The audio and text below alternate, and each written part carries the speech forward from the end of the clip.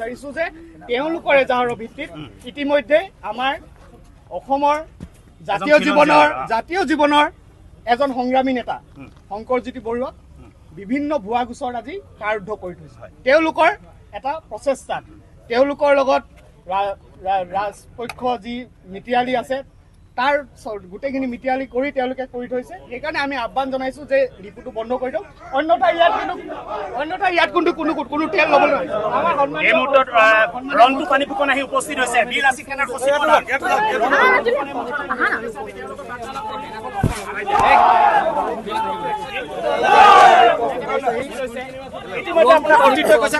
বন্ধ কৰি দিয়া হৈছে। আপোনালোকে এটা বস্তু সদায় দেখিব যে বৰ্তমানৰ চৰকাৰখনৰ প্ৰত্যক্ষ পৃষ্ঠপোষকতাতে এছাম বহিৰাগতৰ এনেকুৱা ধৰণৰ দপদপনি হ'বলৈ আৰম্ভ কৰিছে। তেওঁলোকে অসমীয়া মানৰ খিলঞ্জীয়া মানৰ ওপৰত উঠি ৰজা বহিৰজা হ'বলৈ তেওঁলোকে আৰম্ভ কৰিছে।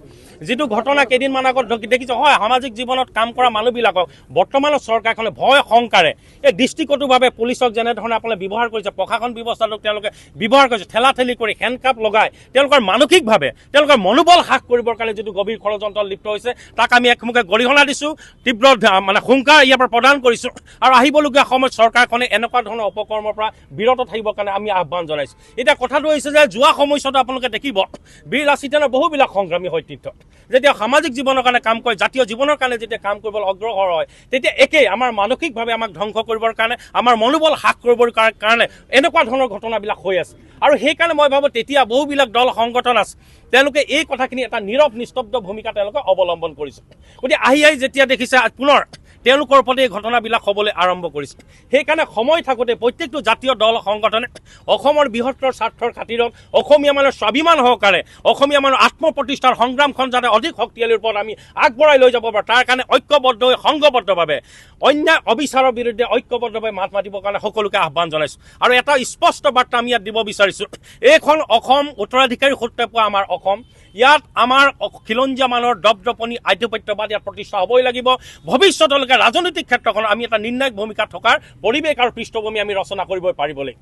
গতিকে সময়ে যদি আহি কোনোবাই আমাক ৰঙা চকু দেখুৱায়, আমাৰ ভাষা কৃষ্টি সংস্কৃতিৰ প্ৰতি যদি কোনোবাই সাংঘাতিক ধৰণে প্ৰত্যাহ্বানৰ সৃষ্টি কৰে বা আমাৰ নিজ অধিকাৰৰ কাৰণে আমি যেতিয়া মাত মাতিব বিচাৰোঁ, কোনোবাই যদি আমাৰ এই সংগ্ৰামখনক মকিমূল কৰিবৰ কাৰণে চেষ্টা কৰে, তেতিয়া তাৰ বিৰুদ্ধে এটা প্ৰতিবাদ সাব্যস্ত হ'ব। এতিয়া প্ৰশ্ন হৈছে যে এই বীৰেন সিং বোলা মানুহটো ক'ৰ হয়, অসমৰ জাতীয় সমাজ জীৱনৰ কাৰণে তেওঁৰ ভূমিকা কি আছে? এই মাটিডোখৰ এই যে য'ত আছে অলপ আগলৈ সি আমাৰ প্ৰিয় শৰ্মা বুলি যিজন SP আছিল, তেওঁৰ নেতৃত্বত অসম আন্দোলনৰ সময়ত ইয়াত মানুহ শ্বহীদ হৈছিল। গতিকে এই মাটিডোখৰ অসম যিখন অইল ইণ্ডিয়াৰ মাটি, ইয়াত অসমীয়া মানুহৰ বেপাৰ বাণিজ্য নহয়, কোনোবা বাহিৰৰ মানুহ এটাই যদি ইয়াত বেপাৰ বাণিজ্য কৰে নিশ্চিতভাৱে খিলঞ্জীয়া মানুহৰ ক্ষোভ আৰু অসন্তুষ্টি ইয়াত থাকিবই। তাৰ লগে লগে ইয়াত কেৱল যে বীৰেন সিঙক কেনেধৰণে ইয়াত পালে, কাৰ পৃষ্ঠপোষকতাত, কাৰ দালালিৰ কাৰণে ইয়াত এনেধৰণৰ লিজত পাবৰ কাৰণে তেওঁলোকৰ সন্মত হ'ল, ইও আজিৰ তাৰিখত এটা প্ৰশ্নবোধক।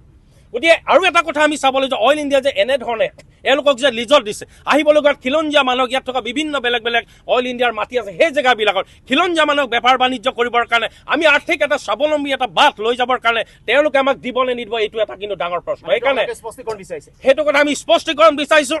আহিবলগীয়া এই সংগ্ৰামখন অধিক গতিশীল ৰূপত আমি লৈ যাবৰ কাৰণে আমি চেষ্টা কৰিম। আৰু আজি আমি এখন স্মাৰক পত্ৰ প্ৰদান কৰিম এই গোটেই বিষয়খিনিক লৈ। এটাই কথা, অসমত অসমীয়া সদায় মূৰ তুলি জীয়াই থাকিব লাগিব, সন্মান সহকাৰে জীয়াই থাকিব লাগিব, স্বাভিমান সহকাৰে জীয়াই থাকিব লাগিব। আৰু কোনোবাই বহিৰাগত বণিক শ্ৰেণীৰ পৃষ্ঠপোষকতাত তেওঁলোকৰ চুটলিময় মতে যদি অসমীয়া মানুহৰ সংগ্ৰামী ধাৰাটোক তেওঁলোকে সাৰখাৰ কৰিবৰ কাৰণে চেষ্টা কৰে, আমাৰ প্ৰচণ্ড যিটো মনোবল আছে তাক যদি নিশেষ কৰিবৰ কাৰণে চেষ্টা কৰে, তেতিয়াহ'লে তাৰ বিৰুদ্ধে সংঘবদ্ধ যিখন সংগ্ৰাম হ'ব, এই সংগ্ৰামখন বৰ্তমানৰ চৰকাৰ যিখন আছে, চৰকাৰখন কিন্তু খুলুক ঢুলুক হৈ যাব। এইটো কথা আমি স্পষ্টৰূপে ইয়াৰ পৰাই জনাই দিছোঁ।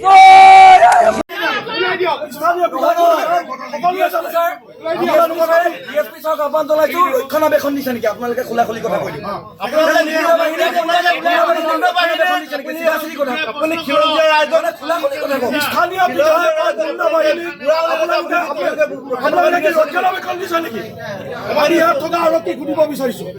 বিধায়কৰ গুণ্ডা বাহিনীক আপোনালোকে কি কোন বিধায়কৰ কথা কৈছে, কোন জড়িত আছে?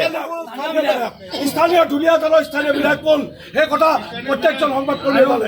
আৰু এটা কথা আমি স্পষ্টকৈ ক'ব বিচাৰিছোঁ যে যেতিয়া অসম পুলিচৰ প্ৰতি যেতিয়া আক্ৰমণৰ ভাবুকি কোনোবাই কঢ়িয়াই আনে, তেতিয়াও বীৰ লাচিত সেনাই কিন্তু অসম পুলিচৰ পক্ষত থাকে। কিন্তু আজি আমি দেখিব পাইছোঁ যে বিধায়কৰ মানুহ হোৱাৰ কাৰণে আজি ধুনীয়াকৈ DSP ছাৰ ভিতৰত বহি আছে।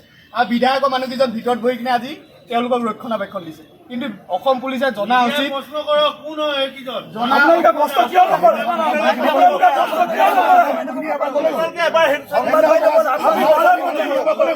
আমি বাৰে প্ৰতি আপোনালোকৰ সংবাদ মাধ্যমক অনুৰোধ কৰিছোঁ।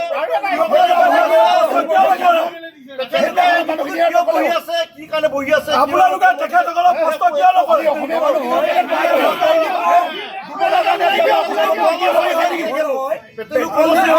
পেট্ৰল ডিপোৰ স্বত্বাধিকাৰীৰ লগত এইসকল ব্যক্তিৰ সম্পৰ্ক কি?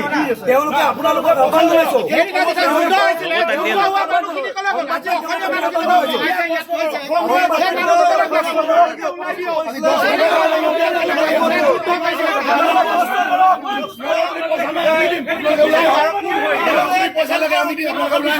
আপোনালোকে ৰ'ব, আপোনালোকে কষ্ট কিয় নকৰে? আপোনালোকে প্ৰশ্ন কৰক যে এইকেইজন প্ৰধান বৰপুখনৰ এইকেইজন প্ৰধান বৰপুখন এই অনা অসমীয়া তেল ডিপোৰ স্বত্বাধিকাৰীজনৰ লগত সম্পৰ্ক কি আছে? এই ডিপোত বহিবলৈ সময় নাছিলে। আজি কিহৰ